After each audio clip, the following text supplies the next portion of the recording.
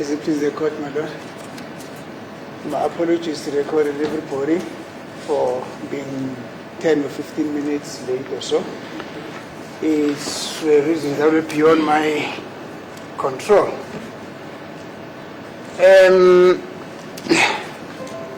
My lord, the court will recall that when we adjourned on Friday, I had already indicated that I'll be bringing a formal application in terms of Section 35(3) of the Constitution of the Republic of South Africa, Act number 108 of 1996, after the court had indicated that I cannot simply request that accused number 3, Mr. Meyiwa, be afforded the opportunity to prepare for his trial, and would therefore commence with the application. I've prepared heads of arguments. Sorry.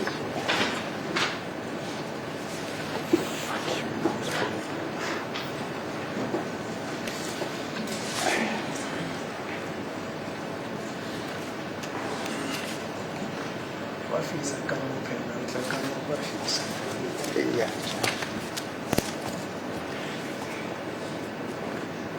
Thank you, my lord. I already gave my copy of my heads of argument to my colleagues. May I just apologize to them that I couldn't send it over through my computer to them because it had some very serious issues, some technical glitches. My apologies to them. I hope this does not inconvenience them.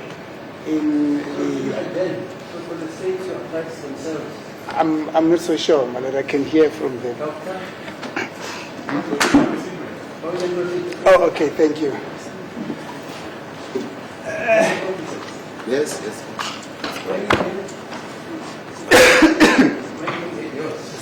No, I've got it. Yes.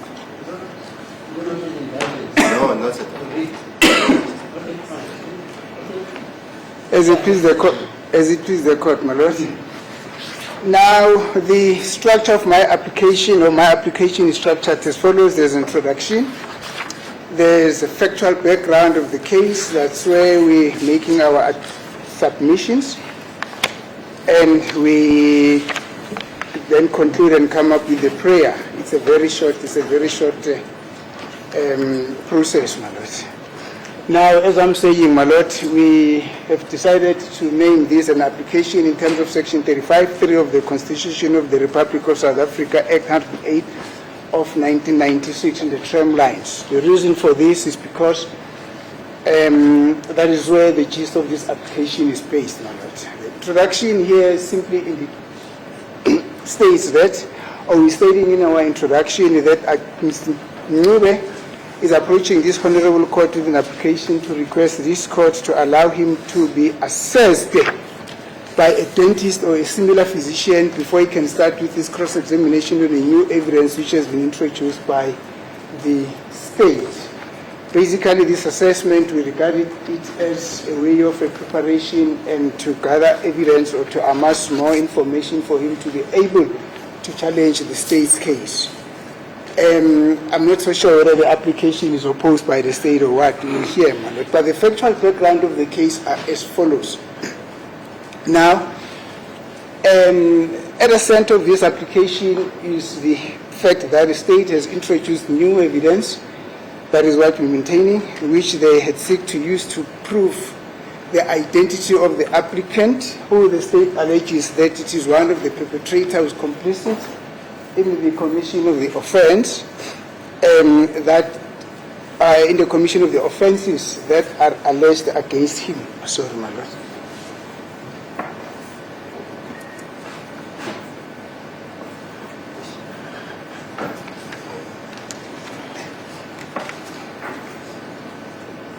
Now, apologies for that, my lord. Now, we're submitting that the applicant, and this is common cause, pleaded to the charges which are leveled against him on the 18th of July 2023. And this was after the state as per procedure, furnished the defense with information which enabled him to plead. Up to today, the state has led in more than 60 witnesses, and the trial has progressed for almost 23 months and 2 weeks. We almost at 2 years, because on the 18th of July, we hitting exactly, on the 18th of July this year, we're hitting exactly 2 years since the trial had begun. Now, in the month of April, the prosecution came up with new evidence that they provided to the state and intimated that it intended to supplement its evidence therewith. Now, the evidence that was submitted by the state to the defense as it relates to this application comprises of photos which were downloaded from the applicant's cellular phone, which was found in his possession when he got arrested in 2015 in a case that, in a different case. Now, that information is already on record. Now, we're noting, my lord, that the state has been in possession of the above-mentioned information for more than 10 years. When I say the state, I mean the police. Has been in possession of this new information that is now being introduced in the month of April 2025. They've been in possession of such information for more than 10 years, but for the team of prosecution that are handling this matter here at court, I need to be very sincere with them. They've been in possession of this information for almost 6 years, because evidence that has been placed before this court is that they started to prepare this case since 2019. That is as per the evidence of Brigadier Gininda.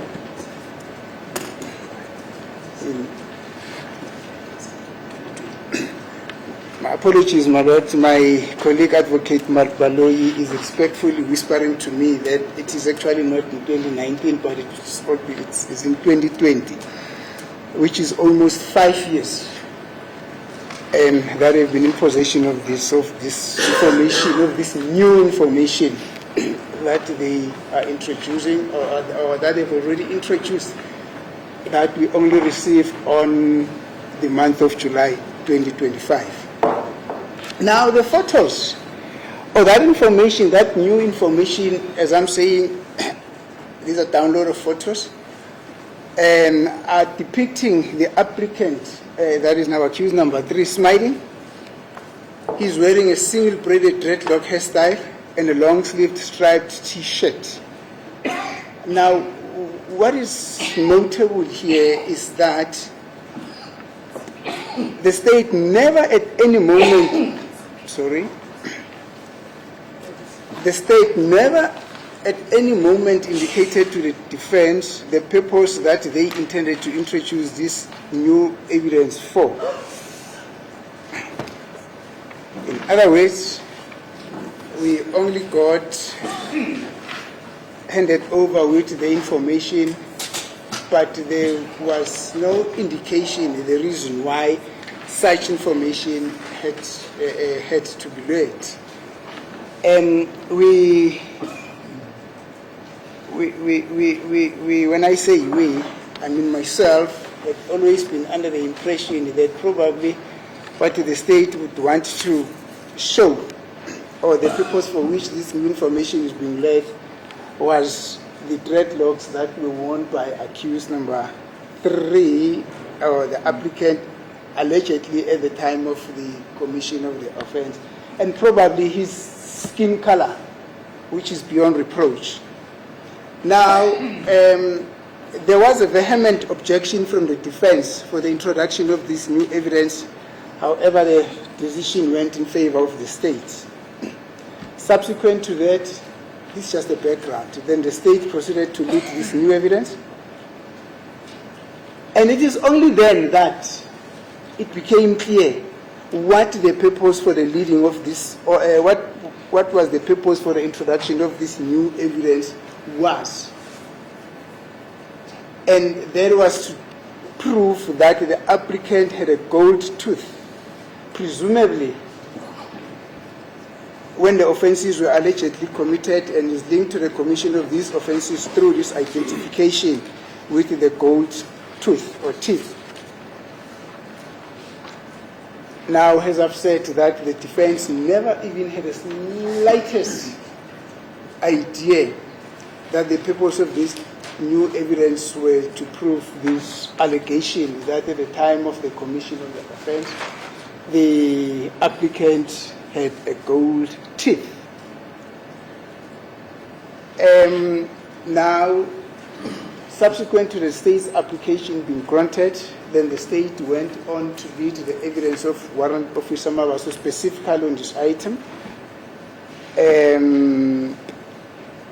And he gave his testimony, which testimony is on record, and having completed the proffering of his testimony, then the defense requested an indulgence from the court to prepare for the defense, for its defense in this new evidence by holding in abeyance the cross-examination of Warrant Officer Mabaso, pending the information or pending the making available of the information that would have enabled the applicant and myself to challenge the state's case in the allegation that the states were raising against the applicant. However, the court ordered that the formal application should be read and that heads of arguments should then be submitted in that regard, my lord. Thank you. Now, the pillars of this application, my lord, or this application is based on following pillars.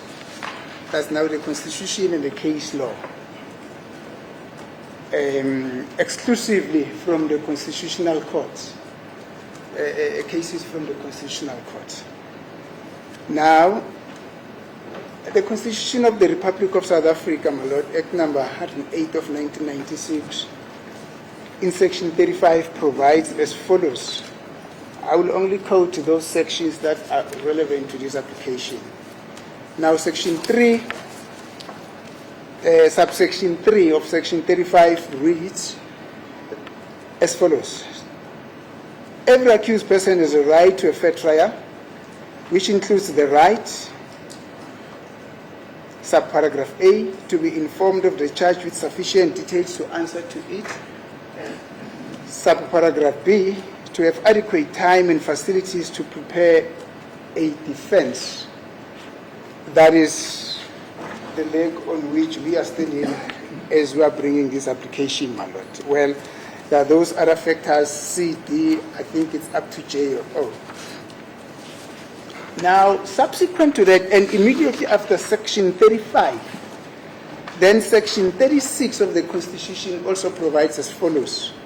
Now, the limitation of rights. Section 36(1) says, the rights in the Bill of Rights may be limited only in terms of law of general application to the extent that the limitation is reasonable in an open and democratic society based on human dignity, equality, and freedom, taking into account all the relevant factors, including the nature of the right, the importance of the purpose of the limitation, the nature and extent of the limitation, the relationship between the limitation and its purpose, and less restrictive means to achieve the purpose. Now, paragraph 2 of section 36, which is the limitation of the rights, states that, except as provided in subsection 1 or in any other provision of the Constitution, no law may limit any right entrenched in the Bill of Rights. Now, I've gone through the Constitution to find if there is any clause that is in the Constitution that deals with the limitation of right. I could not find any, my lord.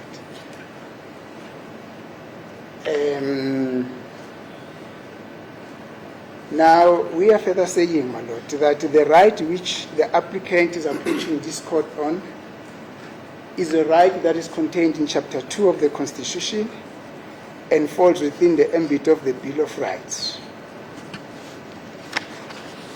I'll come and deal with the content of the Bill of Rights. Now, the right that the applicant is requesting the court to afford him ensures that he is not disadvantaged in the conduct of his case and has a reasonable opportunity to prepare for his case and challenge the prosecutor's evidence. That is very succinct. It is beyond reproach. The provisions of Section 35(3)(b) are very specific, my lord. And we're bearing in mind what the Constitution says about the limitations of the rights that are contained in the Bill of Rights. Now, number 18, this is an emphasis of what has been said in our introduction, that the applicant had at no point anticipated that almost 23 months after the commencement of the trial, the prosecution will confront him with entirely new evidence, which would have required him to start the preparations of his defense in the matter on this new evidence as if the matter is starting from the beginning. Now, this is very clear, man. When a person gets confronted 23 months into the trial and the state having led more than 60 witnesses, they come up with exclusively new evidence. What does that mean? It simply means that the accused or the applicant in this case gets taken to the very first day on which he is supposed to be pleading. He has to start to prepare this trial or his defense as if this matter is starting de novo, specifically with the introduction of this new evidence matters. Now, what is worrisome, again, is the fact that the prosecution offered no compelling reasons why this evidence was not made available to the defense and its purpose in time so that the defense could deal with it timelessly.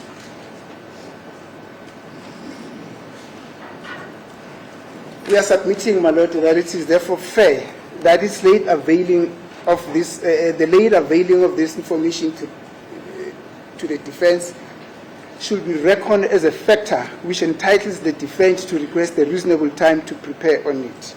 The Constitution gives the applicant that right and entitlement. Just a very quick one.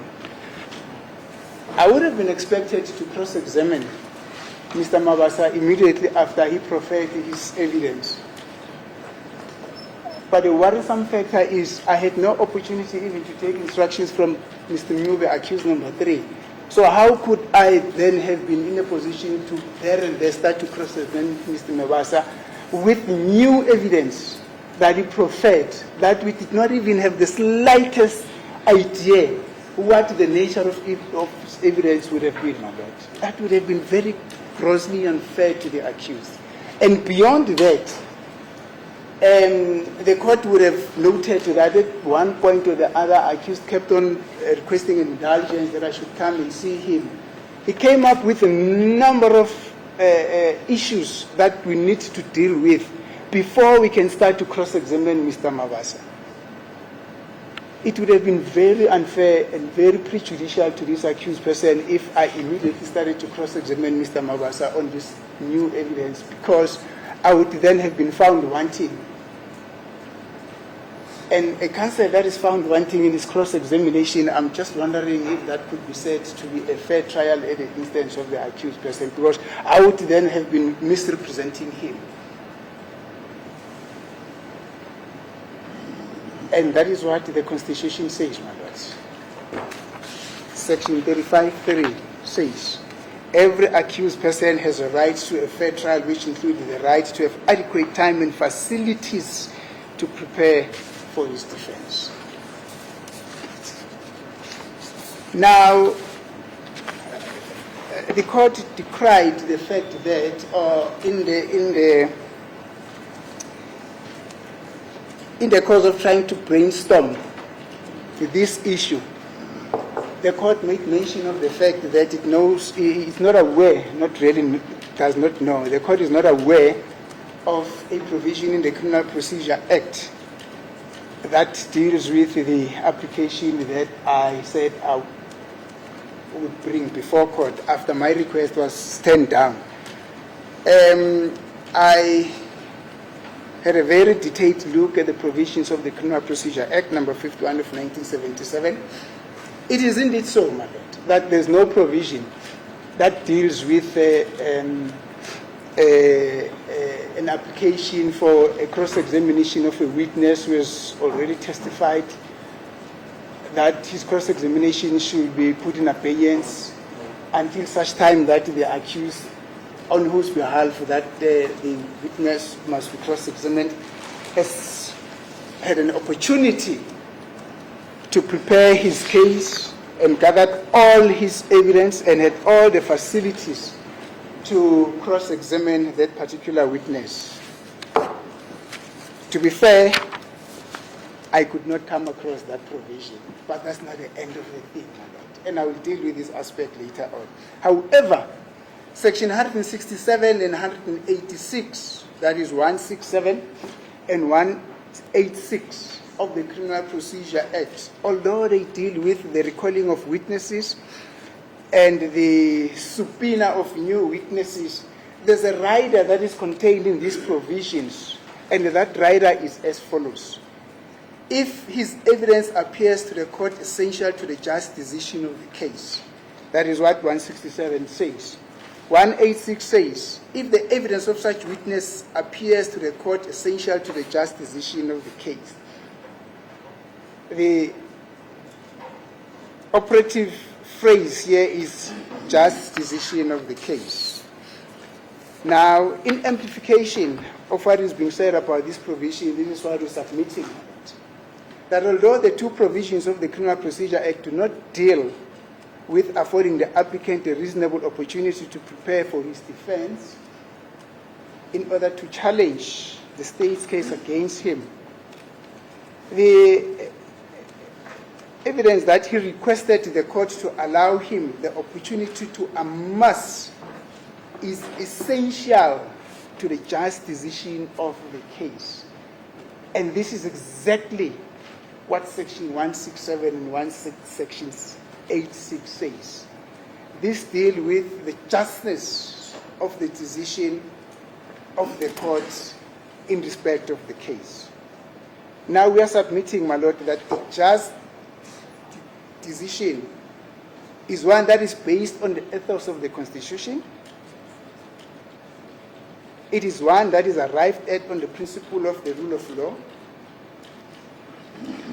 It is one that is fair in terms of Section 35(3) of the Constitution. And all these factors are embodiments of a fair trial. My lord, we're not requesting something fancy, something trivial, something unheard of. All that we're requesting is that we be afforded an opportunity that we should go and prepare for our defense. We be afforded the opportunity to have adequate facilities to prepare our defense, and then from there we proceed with the cross-examination of Warrant Officer Mawasa. And I remember when we were growing up, there in the farms, in the Eastern Transvaal, there was this Afrikaner-speaking person who always used to say, "Ek vra nie te veel van die wêreld nie. Net as steekie brood in a bottle give on brandewyn sal maak." That is exactly what this accused person, what Mr. Minowe is asking for. He doesn't request much of the world. He does not want the world in his hand. He does not request for gold. He does not request for petals or diamond. All that he is requesting for is that he be afforded the right that the Constitution confers on him as an accused person in terms of Section 35(3), that he be afforded the opportunity and facilities to go and prepare for his defense.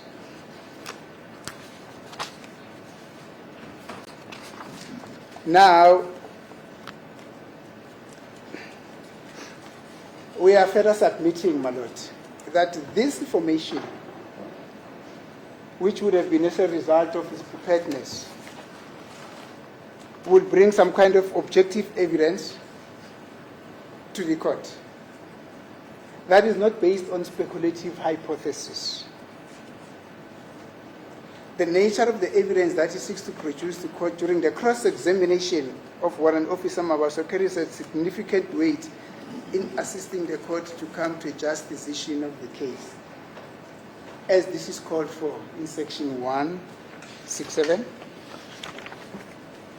and in Section 186, the just decision of the court, without which, my lord, there will be doubt as to whether the decision that the court would have arrived at without affording Mr. Mncube this opportunity to go and prepare for his defense would be just. Now, he does not do this in vacuum, my lord. He definitely does not do this in vacuum. He is drawing a parallel or a comparison or an analogy between what is happening to him now and the case of accused number 2, that is Mr. Ntanzi. And I'm sorry to even mention his name in this case, but it is only fair that that parallel should be done. Now, the court will remember that there were also allegations of a similar nature that were raised against Mr. Ntanzi, who is accused number 2 in this matter at the very beginning of the trial. And if my memory serves me well, he got referred to for dental assessment. The result of his assessment were presented to court as evidence through Dr. Tokwe. Thank you, Mr. Ramsupi. Through Dr. Tokwe. And as a result of the report that was placed before court, Mr. Ntanzi was able to challenge the state's case on that aspect of the evidence because he had all the information at his disposal and having had been accorded sufficient time to prepare for his defense in this regard. It is thus inconceivable that the applicant can be denied a similar opportunity.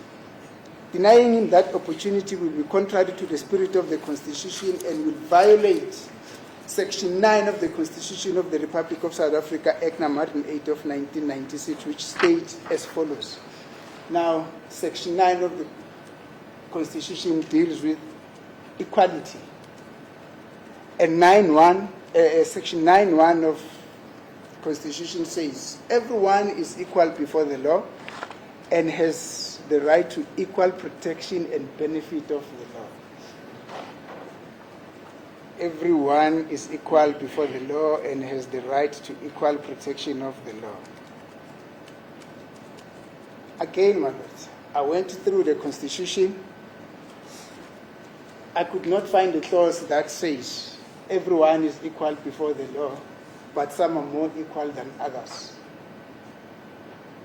It really can be that Mr. Ntanzi,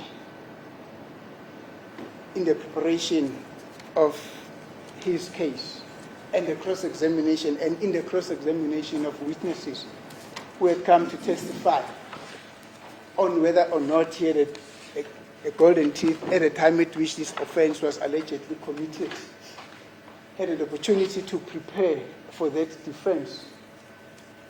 And the same opportunity does not get afforded to accused number 3, who is an applicant in this matter, who gets confronted with this new evidence 23 months after the commencement of the trial, who gets confronted with this evidence that the state had in its possession for 5 years. I'm talking about the prosecution now. That the state has been in possession of this information for almost 10 years. I'm now referring to the police. That will not only be fair, my lord. Accused number 3 will be denied dignity not only in this trial, but in heaven and earth. Will not be accorded to the proper dignity. Now, I've said, my lord, that our application is based on certain pillars. That was just what the Constitution was saying. Now, we further submit that the approach to a fair trial right was enunciated as follows by the Constitutional Court in the case of State versus Japai. Now, the citation of that case is a case that was heard in, or the citation is 2005, volume 1, SACR, page 215. It's a Constitutional Court decision, and the judgment was delivered on the 18th of February 2005. My memory serves me well. I think it was delivered by Judge Van der Westhuizen, and let me just confirm that.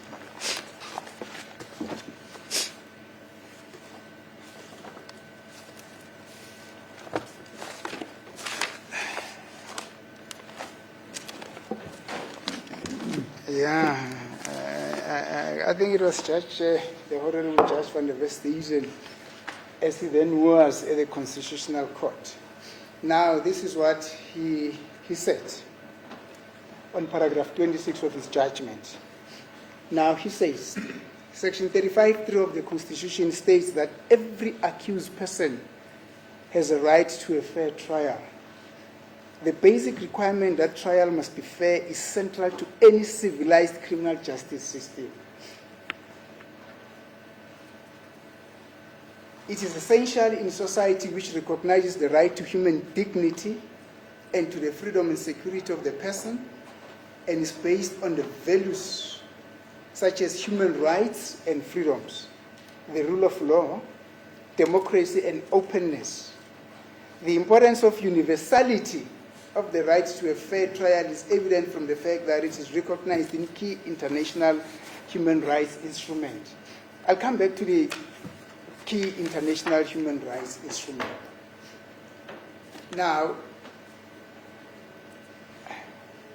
I am wondering, my lord, whether I need to amplify what what the Honorable Judge Van der Westhuizen says in paragraph 26. Because if I were to attempt to do that, I would basically spoil what he eloquently so proffered. Let it stand as is.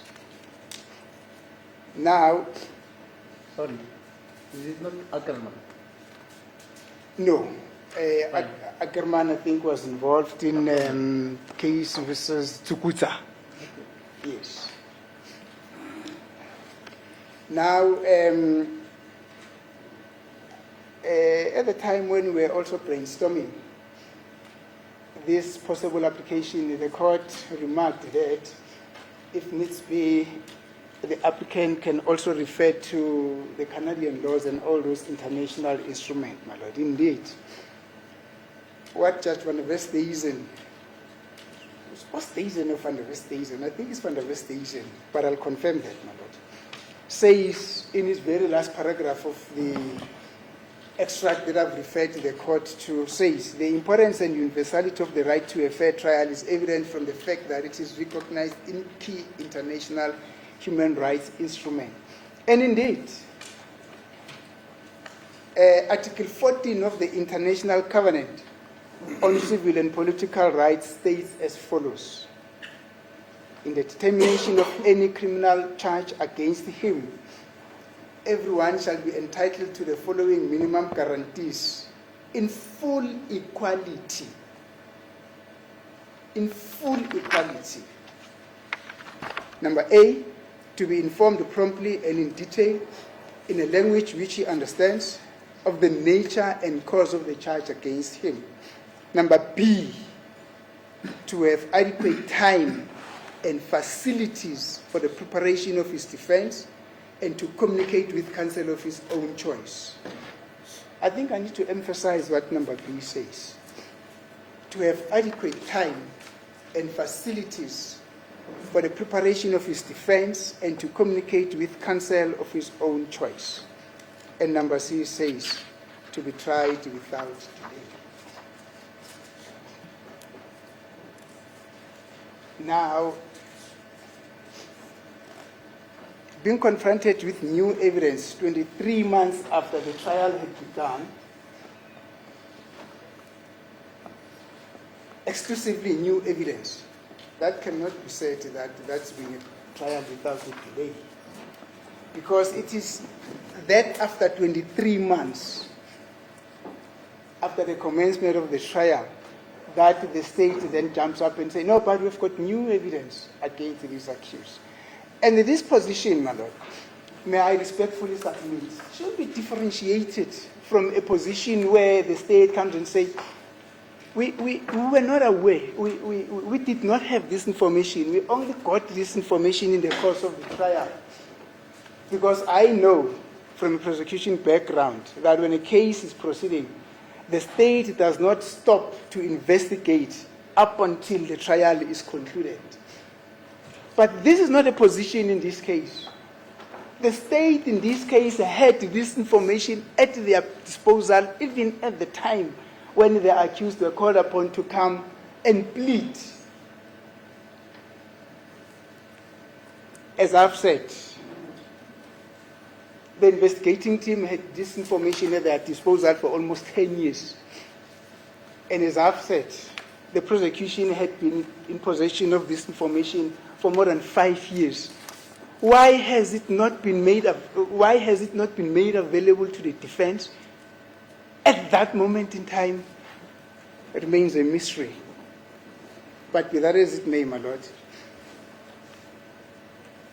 it is our submission that the making available of this information at this hour of reckoning simply constitutes a justice delay, which is a justice denied.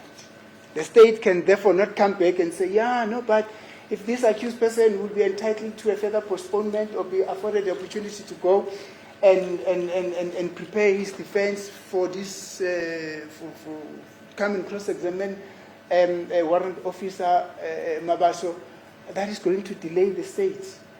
That will be a sin for the state to do that, Madam. That will be unheard of. That will be a gross irregularity of a submission, because this is a bed of roses that has been made by them. I've got no reason not to say that it's a bed that they made themselves and they've got to lie on it. But Article 10 of the Universal Declaration of Human Rights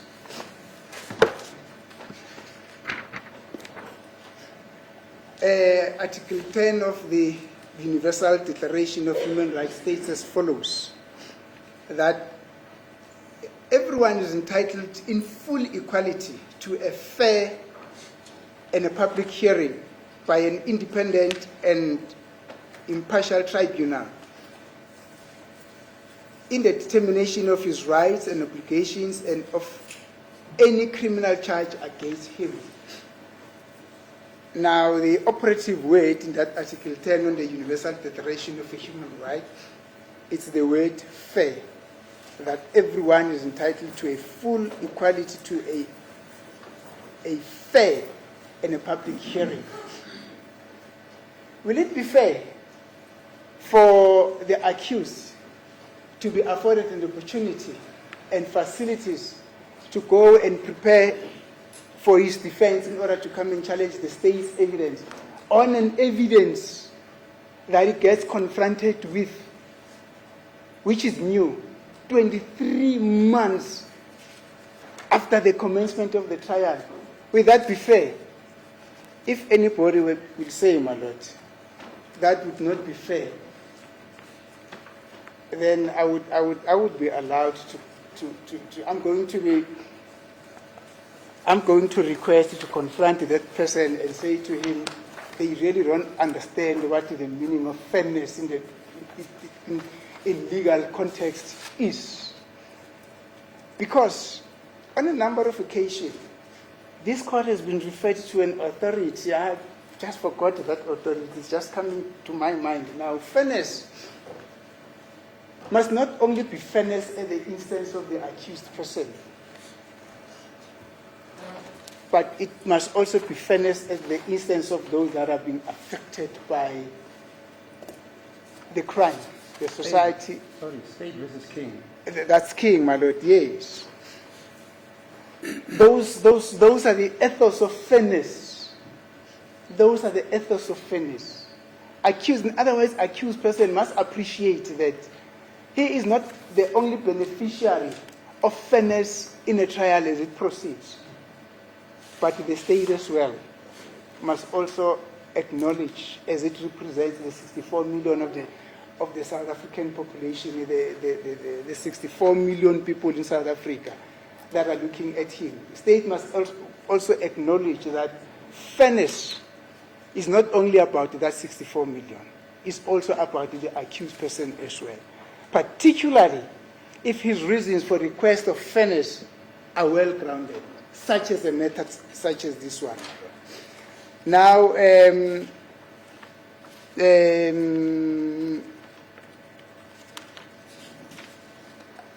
I'm proceeding with the international instruments. Now, they are referring to this as article in South Africa. We would have referred to this as section, but they choose to use the word article.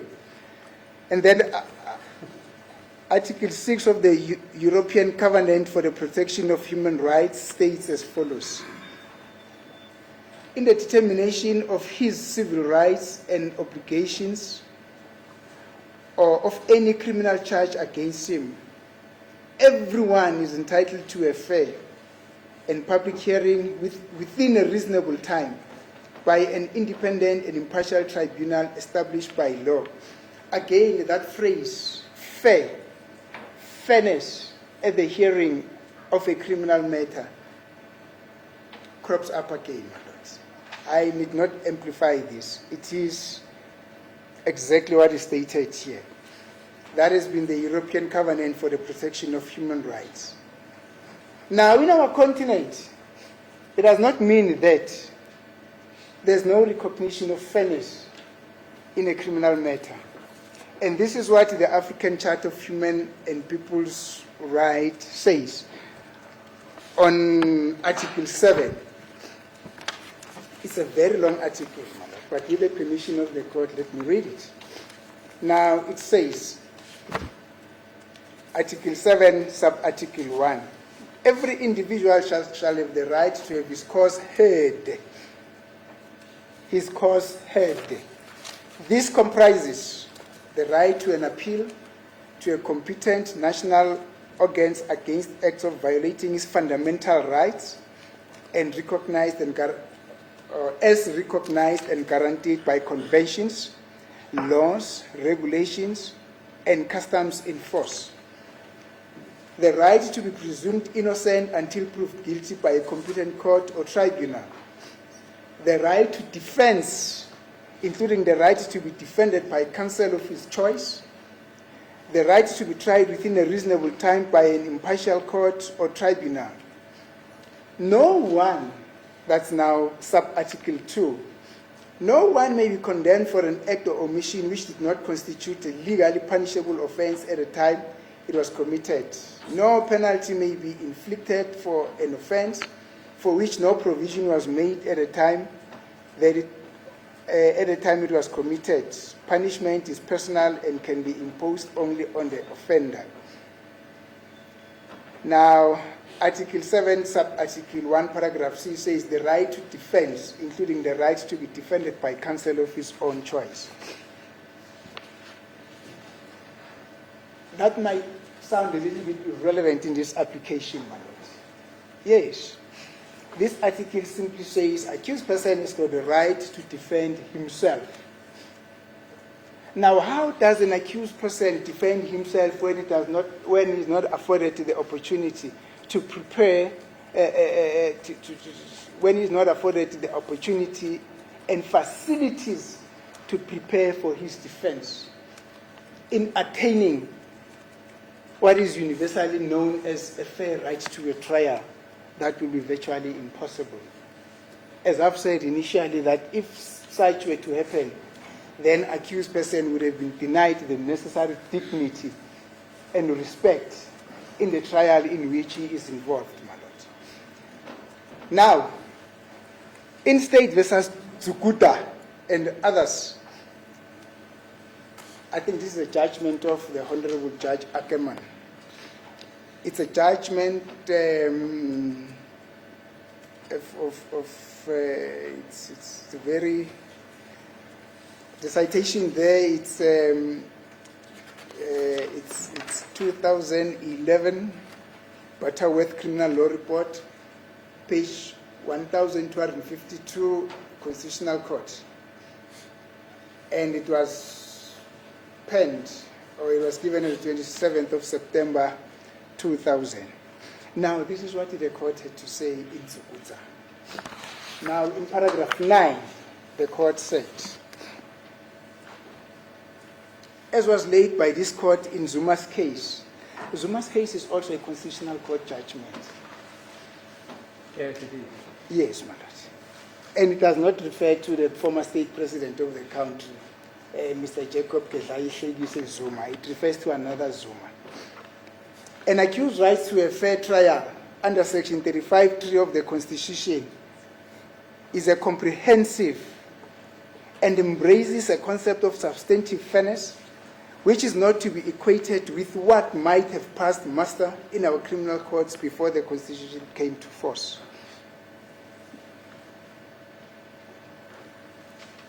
These comprehensive rights are specified in paragraph A to O of subsection 3 of section 35 of the Constitution. The words which include the right preceding this listing indicate that such specification is not exhaustive of what a right to a fair trial comprises. It also does not warrant the conclusion that the right to a fair trial consists merely of a number of discrete sub-rights, some of which have been specified in the subsection and others not.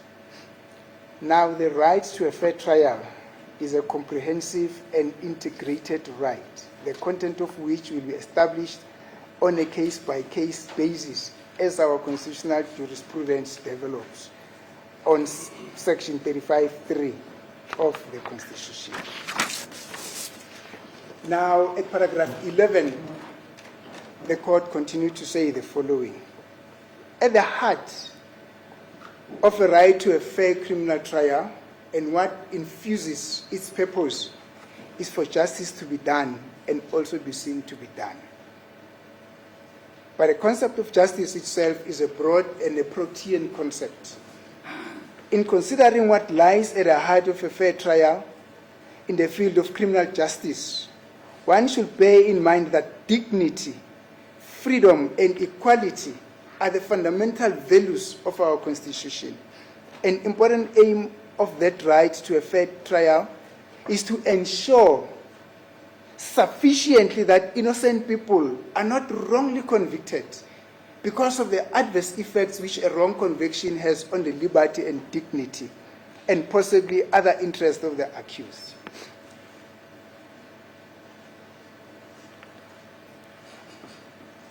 As I've said, my lords, initially, or in the course of my submission, I am wondering if I need to amplify this, because I am afraid that should I start to amplify this, I am going to spoil what the Honorable Judge of the Constitutional Court so eloquently proffered in this paragraph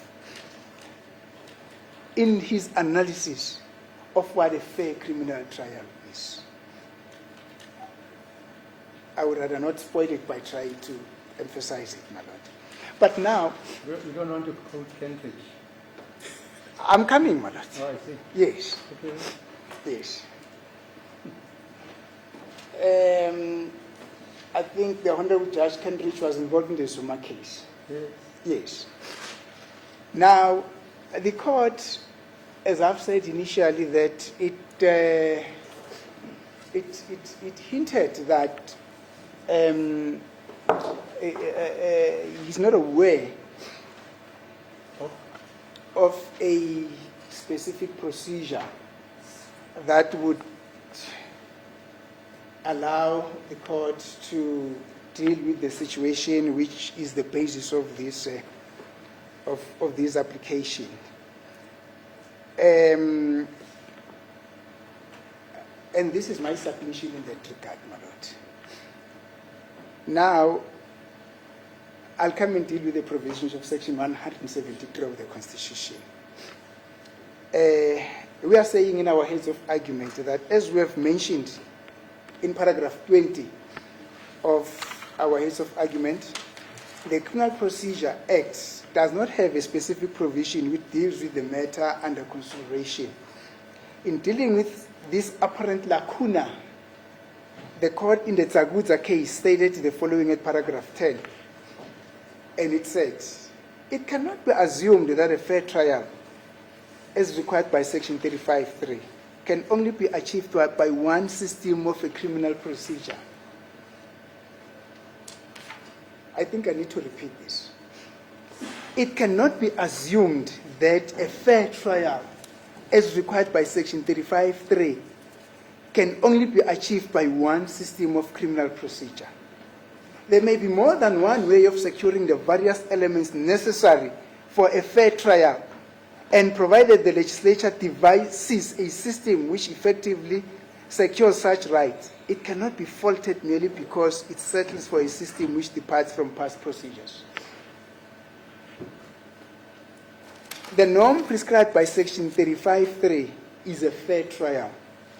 The question to be determined in each case is whether the criminal procedure scheme or the relevant part thereof, devised by the legislature, whatever its form, conforms in substance to that norm. Now, again, my lord, I do not wish to amplify what the court said in this Zuma case. I mean, in this Tsagudza case that I've just referred to the court to. This simply means that even if the Criminal Procedure Act does not make a provision for a specific procedure in on how circumstances such as this one should be dealt with, the courts are called upon, if that would not be a violation of the law, to implement or to see to it that the spirit of the Constitution is implemented or is given effect to, my lord. Now, Section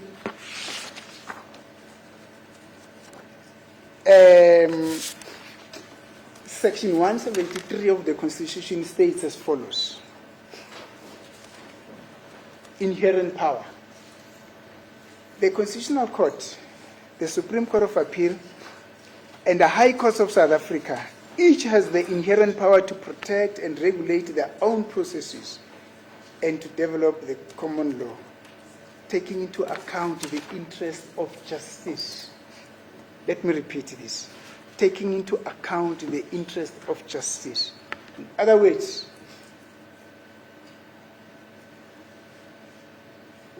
the Constitution was well aware, or the Constitution drafters were well aware, that there may arise circumstances in the course of trials, whether in criminal trials or in civil trials, in arbitration matters, etc., etc., etc., where the effect of the Constitution should be given effect to. However, because of lack of a specific procedure in dealing with that particular scenario, then the court might come and say, no, but there's no law that says we should do this. There's no law that we should do that. Then the drafters of the Constitution thought ahead and said, no. Mostly, the Constitutional Court, the Supreme Court of Appeal, and the High Court, let us give them inherent powers to regulate their own processes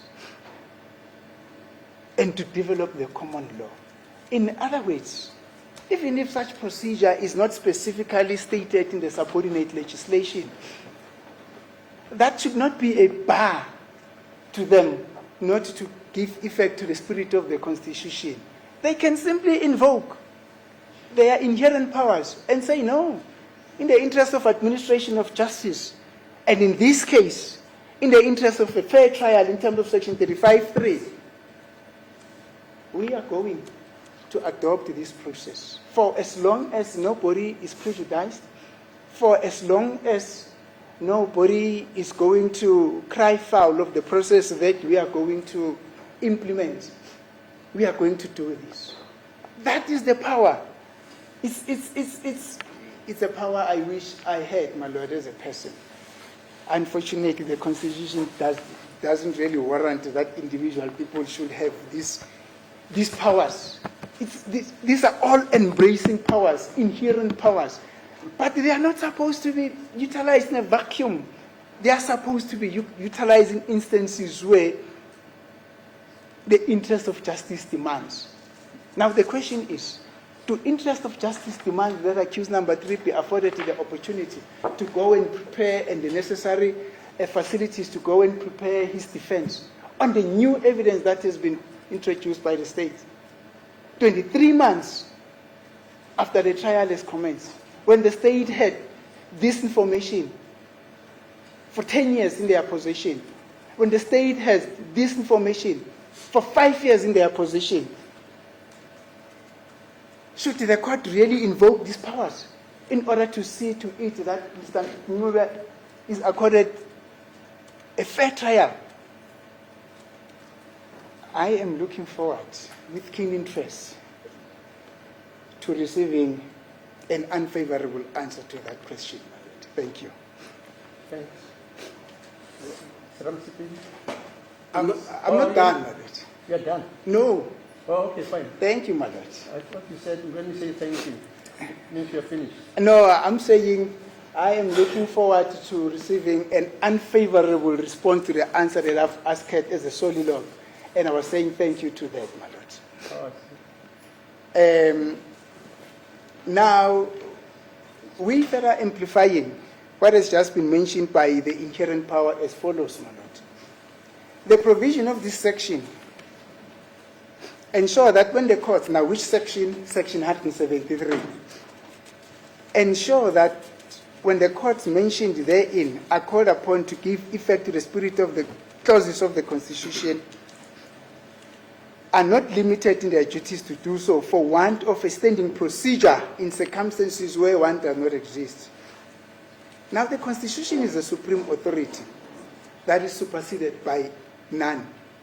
The preamble to our Constitution states as follows, my Lord, that the Constitution is adopted as the supreme law of the Republic so as to heal the divisions of the past and establish a society that is based on democratic values, social justice, and fundamental human rights. Does what Mr. Meyiwa request this court to accord him not a fundamental human rights?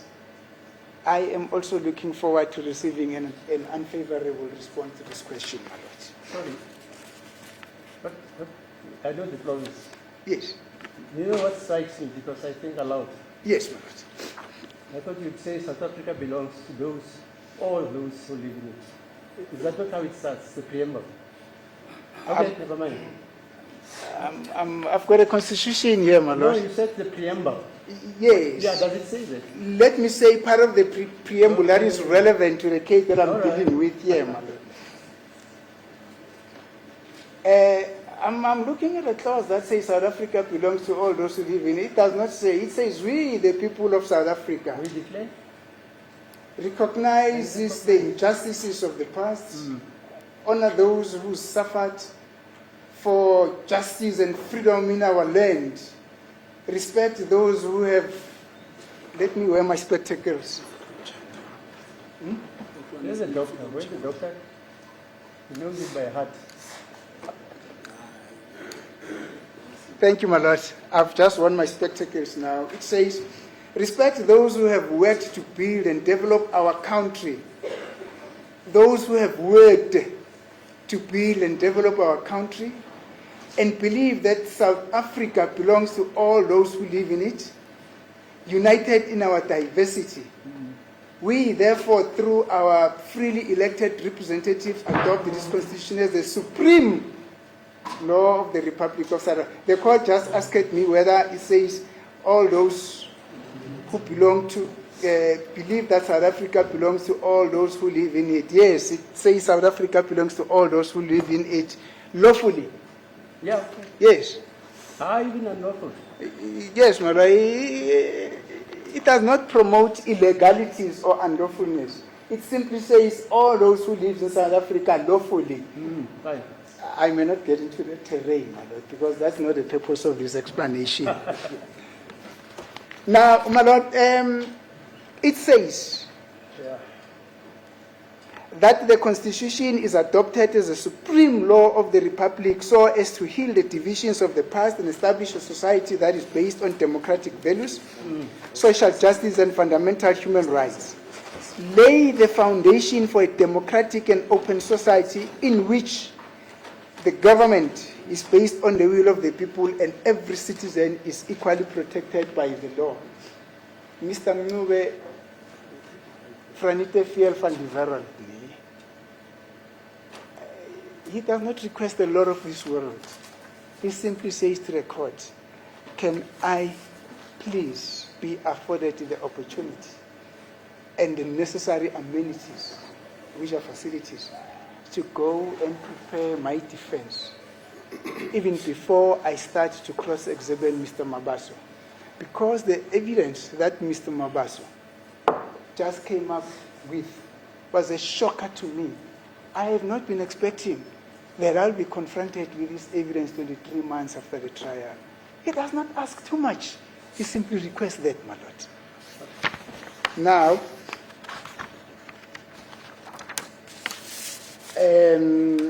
Section 2 of the Constitution states as follows: the supremacy of the Constitution. This Constitution is the supreme law of the land. Law or a conduct which is inconsistent with it is invalid, and the obligations imposed by the Constitution must be fulfilled. Now, Mr. Mnube is not standing there and saying, can you please hear me and hear me well? I am crying for the following, basing his pleas on nothing, simply basing his pleas on the Constitution of the Republic of South Africa. And Section 2 of the Constitution says that the obligations that are imposed by the Constitution must be fulfilled. Section 35(3) is a right that is imposed by the Constitution. Why should it not be imposed? Or fulfilled? Fulfilled, actually, that's the way that is used by the Constitution. Why can't it be fulfilled? Yet again, my lord, I will be waiting very keen for an unfavorable answer to this question.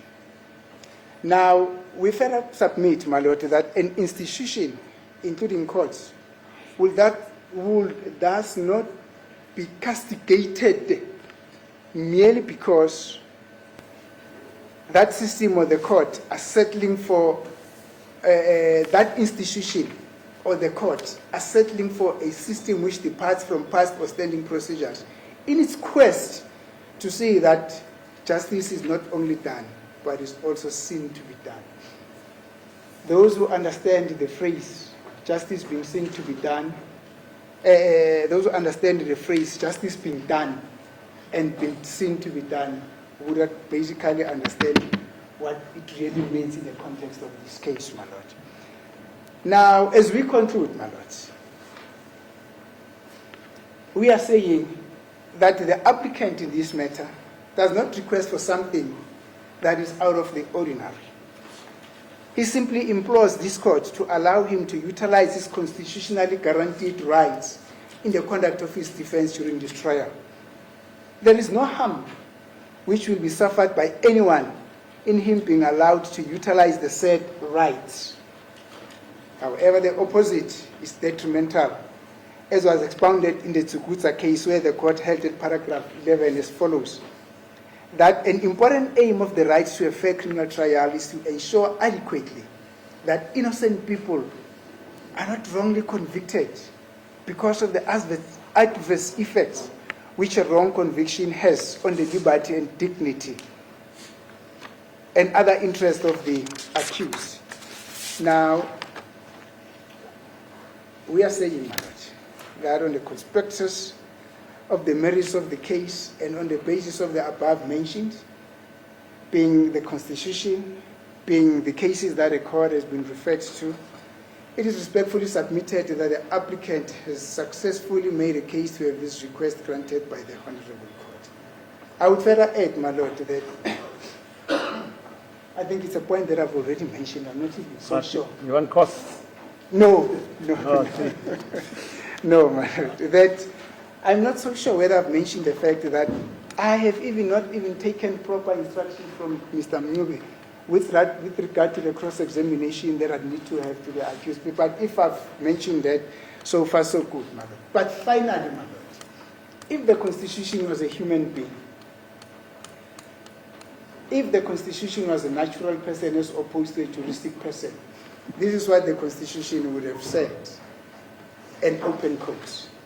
It would have said, dear Honorable Court, please do not be deterred or dissuaded from giving effect to the spirit of the provisions of the Constitution for a want of a specific procedure from the Criminal Procedure Act. The Constitution has empowered you in terms of Section 173 to protect and regulate your own processes if that is in the interest of administration of justice. And then the Constitution will close its case, will close its code. That will be our submission in support of the application by. Okay. Thanks. What's your time there? Thank you, madam.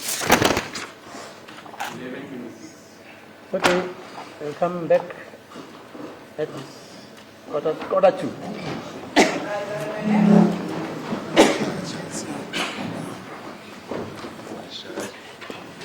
Sorry, I'm late.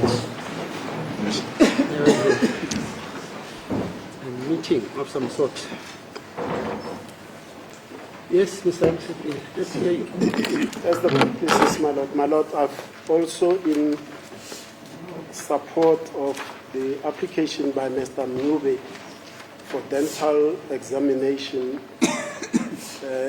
drafted very short heads of argument. Dare I say, Advocate Munisi has covered the base, and I'll only supplement with my heads where he has never ventilated the issues, my lord. That's the purposes. Okay. Yeah, okay. Who is it?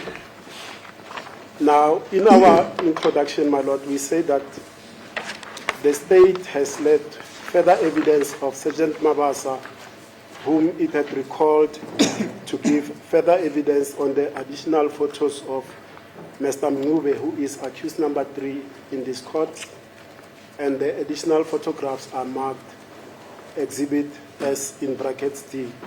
And Exhibit SD depicts Mr. Mnyube's appearance with a gold tooth on the left quadrant of his upper jaw. Through the legal representative of Mr. Mnyube, Advocate Munisi, they've disputed that at any relevant time, inclusive of the 26th of October 2014, Mr. Mnyube had a golden tooth or a gold insertion on his upper jaw, the left quadrant. Now, before cross-examining Sergeant Mabasa on the additional photographs, Mr. Mnyube has made an application that he be subjected to undergo an examination by a dentist or a forensic orthodontist in private practice and also employed at the district surgeon in order to rebut the allegation that he had a golden tooth. Now, the matter was adjourned in order for Mr. Mnyube to bring that substantive application, which was done this morning. Now, as to the law, my lord, the government has understood the court's question on Friday and also the objection by my learned colleague, Advocate Sibanda. I'll put the same in 2 categories, my lord. The government has understood it from the court was that, is that procedure allowed for the applicant, when he's supposed to cross-examine a witness, then asks for time to be given to him to allow him to consult a specialist, dentist or orthodontist, in order to rebut the state's case, rather than the accused proceed with his cross-examination and place his version to the witness, then perhaps later, either allowed by the court in evidence in chief or in the defense case, then ventilate that defense with the report by the orthodontist. That's how I understood the court's question, and then subject to correction, my lord. And Advocate Iwanda then reiterated the same point to say that procedure to stand down and allow Mr. Mngube to be afforded an opportunity is not the right procedure. He should proceed to cross-examine Sergeant Mabasa. Then in the defense case, then he can raise whatever rebuttal evidence that he wishes to. Now, my lord, with the law that I've managed to find, and one authority that I found from this division, but albeit in Johannesburg, there is some authority to say sometimes procedures must yield, but I'll address that towards the end of my submissions. Now, at 2.4, as to the law, my lord, that is applicable, Advocate Muniz has to length covered the Constitution, its application in matters of this nature. And I'm not going, my lord, for brevity's sake and time's sake, Yeah, I hear you. to regurgitate Yeah, because it's covered the law. issues, my lord, except and suffice to state that, my lord, the Constitution guarantees the right to a fair trial, which includes the right to adduce and present a defense. And in criminal proceedings, the right to a fair trial, including the right to adduce and to challenge evidence, is explicitly stated in Section 35 in brackets 3 in brackets I of the Constitution. And this right, my lord, we submit, it includes the right to cross-examine witnesses and to present one's own case.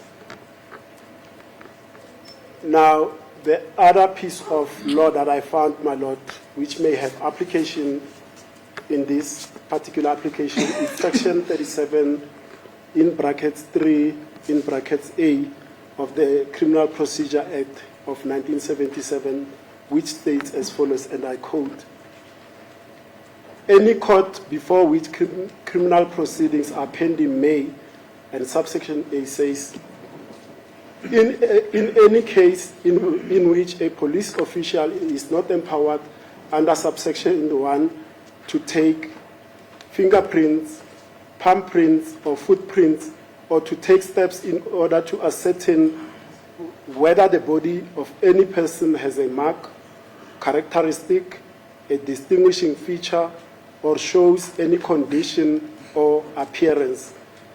Order that prints be taken of any accused at such proceedings, or that steps, including the taking of a blood sample, be taken which such court may deem necessary in order to ascertain whether the body of any accused at such proceedings had any mark, characteristic, a distinguishing feature, or shows any condition or an appearance.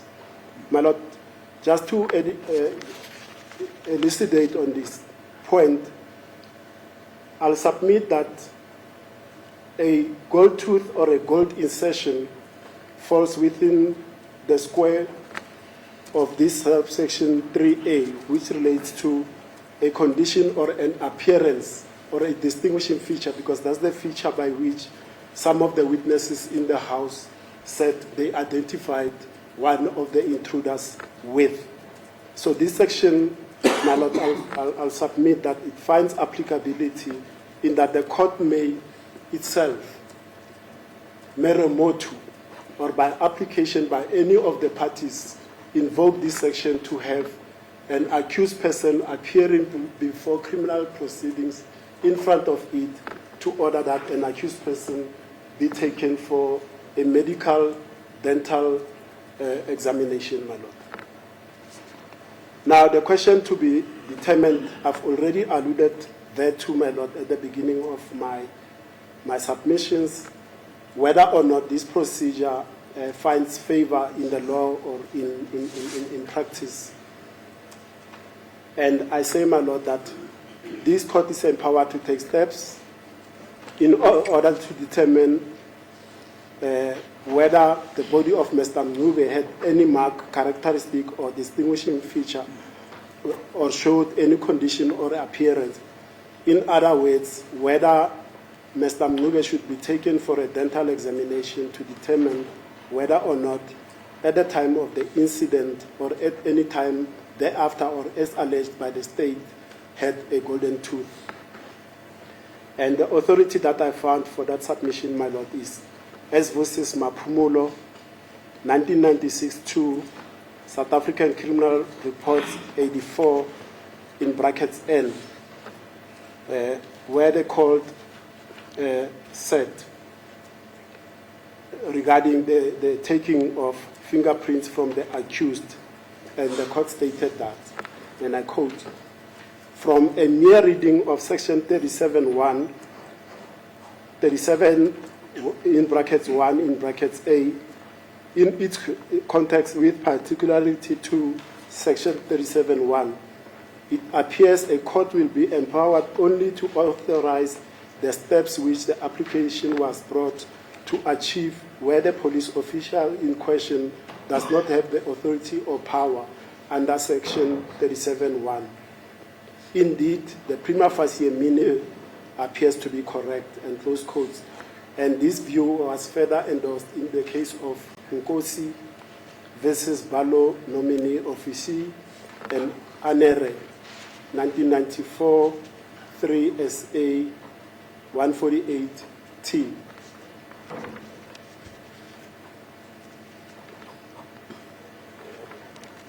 Now, these are the submissions that we make, my Lord. We submit that Mr. Mncube, indeed, under the Constitution, does have a right to independent medical examination and examination by the district surgeon to determine the issue that he had a distinguishing feature or a particular appearance, to wit, a golden tooth, in order to ventilate his defense, my Lord. We submit that the aim of recalling Sergeant Mabasa was to introduce photographs depicting accused number 3 with a gold insertion. And we've already stated that some of the witnesses in the house, they've also said one of the intruders had these particular features. Then it is with that in mind, my Lord, that Mr. Mncube makes this application for his examination to rebut the allegations against him. We also submit, my Lord, further that the evidence is relevant and germane to the issue before the court, which pertains to the identification of the 2 perpetrators, one of them allegedly bearing a golden tooth in one of his jawlines. And then we submit, my Lord, that in determining whether or not evidence is essential to the judge's decision before the court must consider the value of the evidence, its reliability, whether it could be created to meet the problem facing the accused. We submit that will not be the case, my Lord. The submission is that Mr. Mapisa will be examined by the district surgeon, who will provide their report. The report will arrive at the doors of the court via the registrar, and thereafter it will be availed to Mr. Mncube via his lawyer.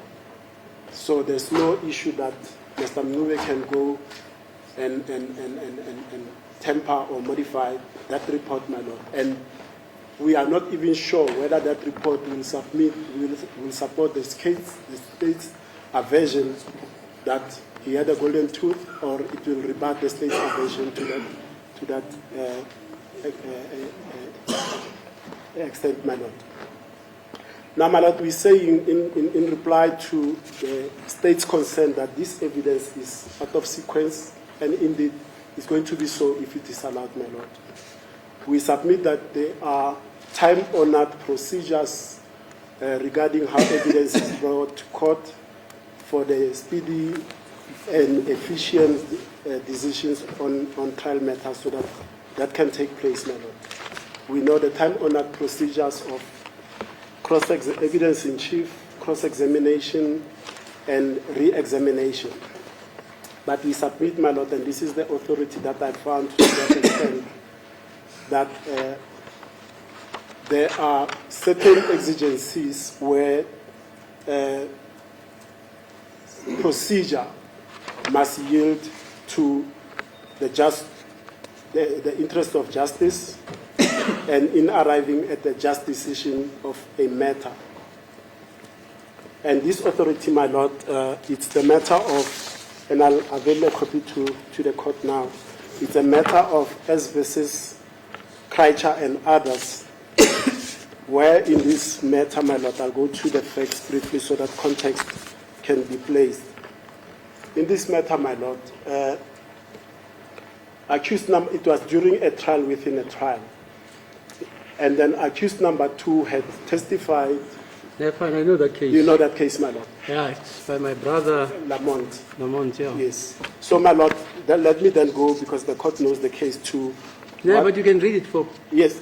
I was just summing up the facts for people that do not know no problem. The facts. Okay, my Lord. Then accused number 2, having testified, cross-examined, re-examined, he then saw one of the police officers during the proceedings to whom he was previously presented to make a statement, and he says, this particular officer, I refused to make a statement to him, and he left me alone. But this, subsequent to that, I was pressurized by this set of police officers, and having been unable to withstand the pressures of assault, I then made a confession. Now I want to be called, me as accused number 2, out of sequence because I've already testified, to testify on this officer because I see him here in court and I don't know his name. The Honorable Justice Lamont then went on to deal with what we've dealt with previously regarding these applications, that is section 186, 167, 166. And then ordered that indeed that exigency required that the accused be recalled as a witness in his case because he has already testified. But importantly, it touches on whether or not procedures are strict, whether we should always stick to cross-examination, evidence in chief, cross-re-exam. Then he went on to state, my Lord, the following.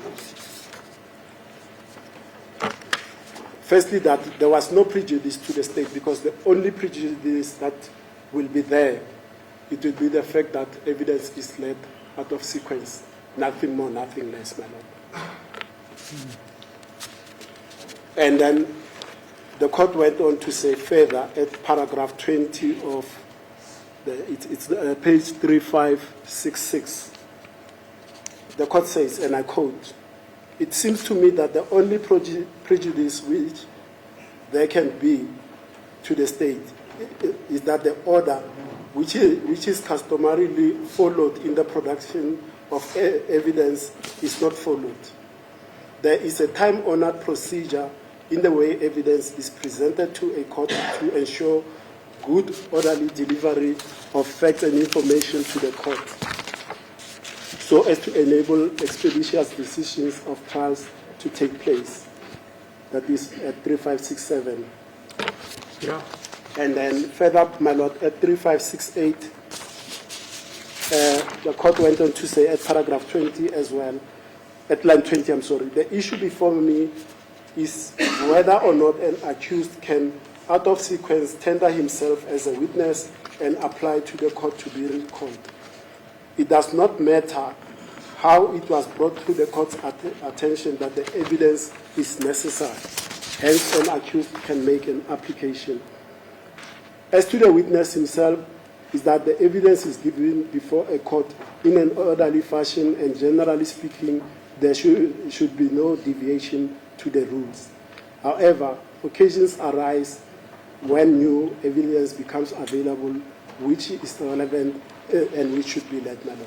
So, in answer to the concern by the state, my lord, sometimes where the exigencies arise, procedure yields to the normal way we do things, my lord. So, my lord, I'll submit that the applications will succeed on those results at the court process. Yeah. Sorry, just by the way, Judge Lamont, he now stays in Australia. And then he travels around. His two children, one stays in England, one stays also in New Zealand, something like that. But what I just wanted to bring to your attention is that in that treasure case, he was nearly killed. You read about it? I read about it. Yeah, they shot him. Yes, I The know the very way. case. Yes, He was just fortunate. yes, I know the incident happened live in courts. People were scurrying under desks and all of that. As the court proceeds. Are you surprised, Mr. Kuman? Yeah? Not at all. Thank you. In South Africa, we do kill judges sometimes and magistrates. Okay. Yes, anything to add, Mr. Kuman? Yes, my daughter also has an argument because of one issue in this application.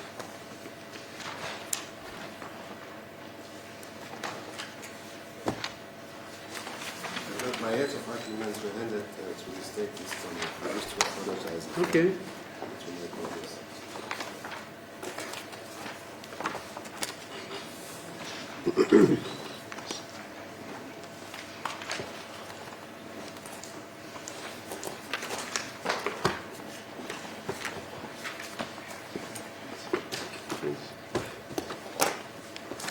My heads of arguments are under the heading, the heads of arguments on an application on behalf of accused number 3 to be taken to mental surgeon before cross-examination of Sergeant Magas. Introduction. The government of this application, my lord, is for accused number 3, Mtobe Sequence in Norway, to be taken to the basis for dental examination before the commencement of cross-examination of my academic colleague, advocate Nis, in order to challenge or controvert the evidence tendered by the state witness, Sergeant Mabasa, in evidence in chief. The state vehemently objected to this application on the basis that the stage at which such an application is made is unwarranted, as the accused would be afforded an opportunity in his defense to challenge this evidence.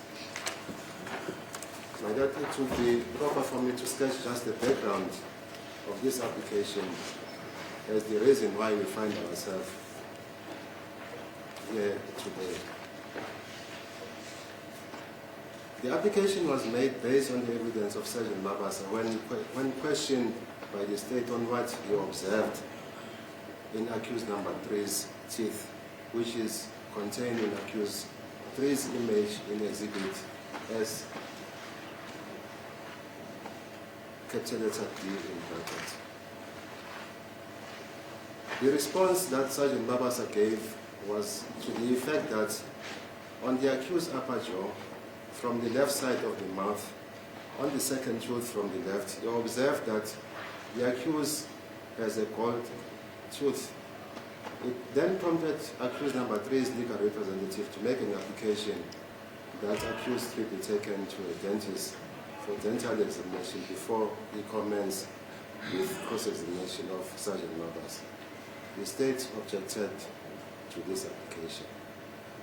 The constitutional provisions, my colleague Advocate Messi had referred to section 35(3)(b), small letter b in bracket, which reads as follows. Every accused person has a right to a fair trial, which includes the right, small letter b in bracket, to have adequate time and facilities to prepare a defense. The most relevant provision, my lord, for this application, which I find it relevant, is section 35(3)(I) in bracket, which reads as follows. Section 35(3)(I) in bracket of the Constitution of the Republic of South Africa, Act 108 of 1996, the Constitution, entrenches an accused person's rights to accuse and challenge evidence, and it provides as follows. Every accused person has a right to a fair trial, which includes the right to accuse and challenge evidence. Close quotation. The right of an accused to a fair trial requires fairness to the accused, as well as fairness to the public, as represented by the state. It must infuse confidence in the criminal justice system with the public, including those close to the accused, as well as those distressed by the trauma of the crime.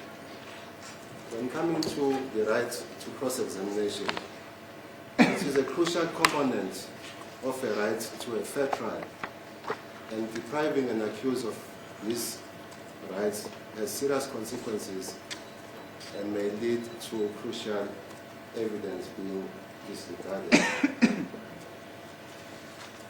With regards, my lord, to the importance of a right to fair trial, I wish to highlight what was said by the Honorable Judge Fumana Iindaba, Constitutional Court Judge, as he was then,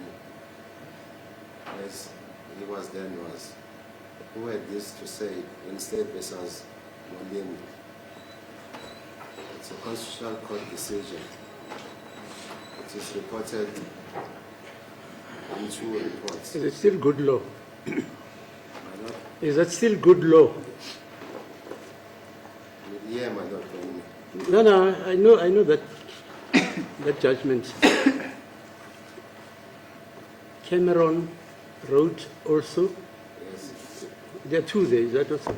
yes, it is. Cameron, but okay. Subsequently, there was another decision which was made. The State versus Ndovo case. Then Nkomo was overruled also. Yes. There's a new decision which, I've got it, which was delivered, because that case is predicated on hearsay evidence, blah, blah, blah, blah, blah. Yes. Right. But you can go on. I'll give you the citation. I'm not saying I'm stopping you. I'm just saying the SCA has actually said they never opined on that. Yes. And then when they went to the Constitutional Court also deducted the issue. Yes. You remember? Yes, I remember. That's the language they used, not me. And subsequently, the latest decision overrules all these guys. But just go on. Yes. I'm quoting this with regards to the right to a fair Yeah, quite, yeah. We had this to say in State versus ngoLwesibini. It's a 2008 Volume 3 SA 608 Constitutional Court decision. I quote. Yeah. The right to a fair trial is to instill confidence in the criminal justice system with the public, including those close to the accused, as well as those distressed by the audacity and horror of crime. More importantly, proceedings which legally or no respect is accorded to a fair trial rights of the accused, have the potential of undermining the fundamental and visceral nature of judicial proceedings and may threaten their legitimacy. Close quotation. The application of the constitutional provisions. The production of this evidence came at a tail end of the state case. The photos that the state introduced through Sergeant Mabasa did not form part of Exhibit S that he testified on when he testified for the first time before this court. It is submitted, my Lord, that the state was aware of the description given to him, that is accused number 3, when Brigadier Kininda applied for a warrant of arrest contained in his affidavit, Exhibit ZZ, in preparation of its case against accused number 3. There cannot be any inch of imagination that the state forgot to include them in preparation for their case. In this instance, he has to be given an opportunity to adduce and challenge this evidence to strengthen his case through cross-examination, producing a report from a dentist which would be admitted provisionally in support of his case, and later in his defense called a dentist who combined the report as his witness. Can they do so? Yes, they can. The defense? Yes, Not the state? they can. No. Yeah, are you listening to yourself? You are saying, Through Yeah. cross-examination Right. to Sergeant Mabasa, and then you're saying, okay, fine.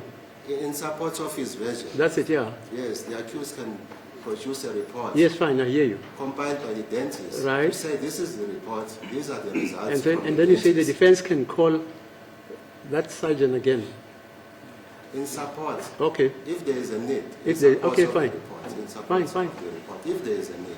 all right.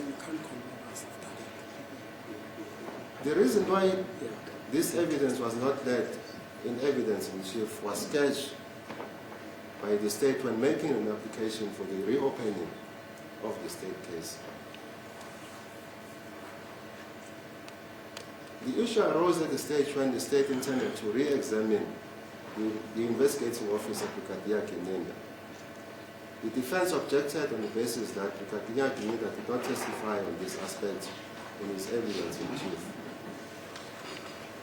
The reasons advanced by the state on why this evidence was not led was that the investigating officer requested at the time that only certain photos found in the downloads of accused number 3's cell phone should be included in Exhibit S, the affidavit of Sergeant Mabas. Okay. Those photos were also included in the affidavit of Lieutenant Colonel Slade at the request of the investigating officer Brigadier Kininda in order to identify the clothing and dreadlocks of accused number 3. That the main focus was mainly on the clothing and the dreadlocks. The state intended to present the additional 3 photos to show other features of accused 3 that were canvassed during cross-examination by Advocate Messi, such as the one tooth. That it was only during long adjournment that was afforded to Advocate Messi to prepare for his cross-examination that the state was able to go through over 5,467 photos of the downloads. These downloads were given to the defense a while ago. In this regard, my Lord, I submit that the reason given by the state is misconceived and misplaced because the affidavit of Brigadier Kininda, Exhibit ZZ, in support of the application for a warrant of arrest against accused number 3, states the following at page 4 of 6, paragraph 3.3, line 4 to 7 of his affidavit, and I quote, "Photos downloaded taken of the accused by himself, open bracket, selfies, close bracket, match the description of the accused who had a firearm with red dogs, big eyes, and with a gold tooth. This is the suspect that went into the house, made a demand of cell phone and money. He is also the same suspect that shot the deceased in this matter during the struggle with him." Close quotation. The submission by the state cannot be correct because the state and the defense were given indulgence by this court to go through the downloads of Sergeant Mabasa And out of more than 5,467 photos that Exhibit S was compiled in preparation of their case against accused number 3. The affidavit of Brigadier Gininga was signed and commissioned on the 23rd of October 2020. Sergeant Mabasa testified on the 12th of June 2023, 4 years and 8 months later after Brigadier Gininga made his affidavit. Sergeant Mabasa did not testify on the photos in Exhibit S, capital letter D in bracket, as it was not included. It is submitted in this regard, my Lord, that the state knew at the inception of this trial what evidence linked accused number 3 to cause their case against him. The purpose of cross-examination.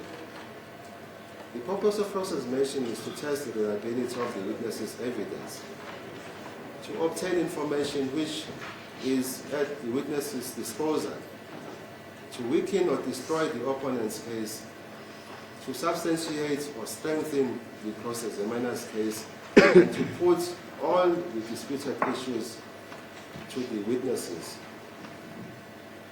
The right to cross-examination. In South Africa, the right to cross-examination, to cross-examine the witness, is a fundamental aspect of a fair trial enshrined in Section 35(3)(I) in bracket of the Constitution. While the defense generally has a right to cross-examine, there are circumstances where it might be strategically beneficial to postpone or forego cross-examination to gather further evidence. This decision must be carefully considered, weighing the potential benefits of further investigation against the risk of potentially damaging the credibility of the witness or losing valuable time. In this case, my Lord, the defense believes that additional evidence is crucial and can be obtained by delaying cross-examination of the witness, Sergeant Mabasa. They might opt to postpone. This involves further investigation that accused will be taken to the dentist for examination that will be relevant to the cross-examiner's case. The right to cross-examination is vital. Courts do have a discretion to grant postponement for gathering of further evidence, but this decision will depend on the specific circumstances of the case.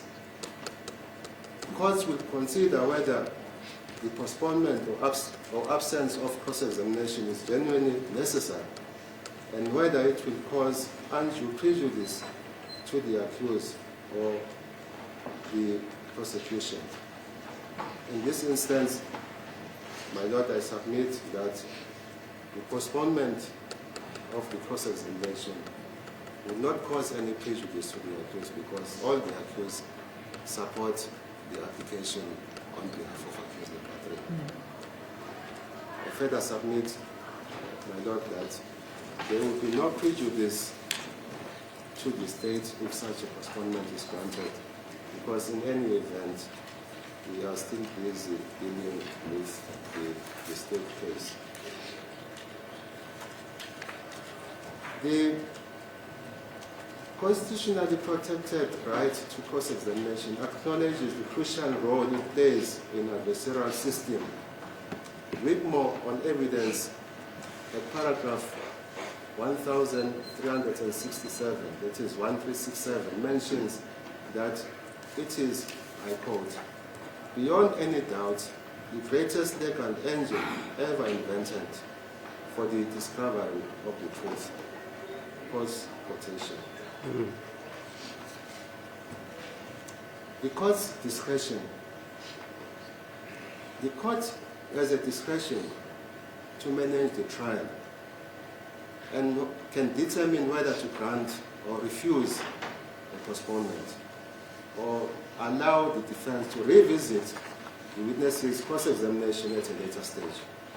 However, there are situations where a party may need a postponement to properly prepare for cross-examination, such as when new evidence emerges or when further investigation is required. My learned colleague, Advocate Nisi, touched base on Section 36 of the Constitution.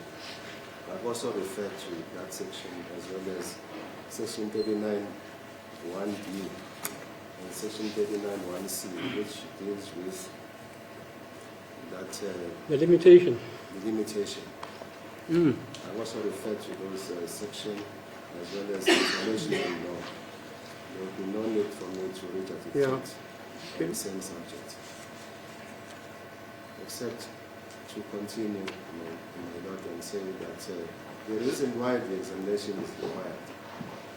In this regard, it is crucial that accused number 3, Ntobi Simnube, be taken to the dentist as he denies that he ever had a gold tooth. The examination is necessary to strengthen his case, thereby weakening and destroying the state case. The effect of failure to cross-examine.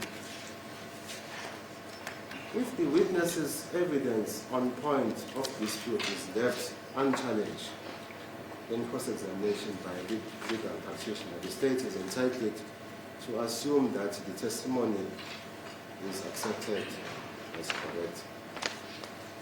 It is tight law that the cross-examiner should put his defense on each and every aspect which he wishes to place in issue, explicitly and unambiguously, to the witness implicating his client. It is my submission, my Lord, that this application deals with postponement. There is no argument about that. There is no provision in the Criminal Procedure Act or in any legislation which deals with such matters, but it is the aspect that deals with postponement, whether a court can grant or refuse a postponement. It's as simple as that. I had to look on issues dealing with postponements, my Lord, and I came up with 2 cases. It's Supersat and others versus Standard Bank of South Africa, PTY Ltd and others. It's an Eastern Cape decision. It's EC 14/2023. It was delivered on the 19th of December 2024. It was decided that the court has a discretion as to whether an application should be granted or refused, which must be exercised in a judicial manner, not capriciously or open wrong principles, but for substantial reasons. Those quotations. And that case listed factors that the court can take into account. Yeah, I'm aware of that case. About a supermarket which was broken into by a guy who was in cahoots with the employees of that supermarket. Yes. Mm. I'm happy that the court knows about these factors. Okay. Factors which usually weigh with a court in considering an application. The court will take into account whether the application has been made timelessly, whether the explanation given by the applicant is fully and satisfactory, whether there is prejudice to any of the parties, and whether the application is opposed. All these factors will be weighed and determine whether it is in the interest of justice, not only by what is in the interest of the immediate parties, but also by what is in the broader public interest. The court is generally inclined to grant a postponement if the reason for a postponement is fully explained and justified, especially if justice demands further time for the applicant to present their case adequately.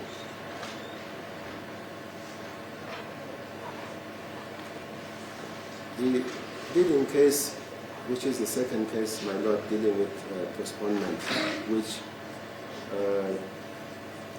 serves as a stare decisis, is state versus not state, is Right, the Namibian case, Mandeski. Ishmael. Mandeski, it's M-A-D. Malansky, yeah, okay, fine. Yes, versus Rosenberg. 1949, volume 2, SA 392. It's an appellate decision. I was 2 years old. I can count that, yeah. Sets out the subsequent legal precedent regarding the granting of postponement in legal proceedings. The case emphasizes that a court should be slow to refuse a postponement when a party preparedness is fully explained. Maybe it was a typing error, my Lord. It should be right. Unpreparedness is fully explained, and not due to delaying tactics. The court's discretion in granting or refusing a postponement must be exercised judicially. Right. So what I want to emphasize when one looks in the circumstances of this application is that in this case it was emphasized that the court should be slow to refuse a postponement when a party unpreparedness, that is unpreparedness, my Lord, to continue with a cross-examination to a witness is fully explained and not due to delaying tactics. Advocate Nisi has dealt with this aspect of why he could not commence with his cross-examination to Sergeant Mabasa. It is clear that for the reason given was that he was not prepared to commence with his cross-examination. This court, when faced with this application, it has a discretion in granting or refusing the postponement, and that discretion must be exercised judicially. Prejudice is a vital factor in the court's consideration. The potential prejudice to either party must be weighed carefully. The court will be cautious in denying a postponement if it would cause significant prejudice to a party seeking a postponement, particularly where the reasons for the postponement are legitimate and justified. Conversely, if granting the postponement will unfairly disadvantage the other party, the court may refuse the request. In this regard, my Lord, when one looks at the reasons advanced by my learned colleague, Advocate Nisi, for seeking a postponement, they are legitimate and justified. He has indicated that the state, meaning the law enforcement agencies, had this information for a period of 10 years, and the prosecution had this information for a period of about 5 years. So it would be unfair to expect when certain individuals in the criminal justice system had this information for such period to expect the accused, when this evidence is presented on the 12th of June 2025, then to begin and commence with his cross-examination, especially on the issue of taking him to the dentist. In conclusion, my Lord, I submit that the application is legitimate. The application for a postponement on behalf of Fumana that he be taken to a dentist for examination before his counsel, Advocate Nisi, commence with his cross-examination of Sergeant Mabasa be granted. Thanks. Yes, ma'am? Business, my lord, I have no further submissions to add on the submissions made by the defense counsel. I abide by their submissions. Okay. Enige teenspraak. It's 1 o'clock now. Okay.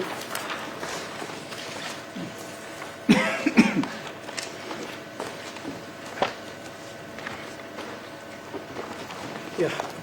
Stand down until 2 o'clock.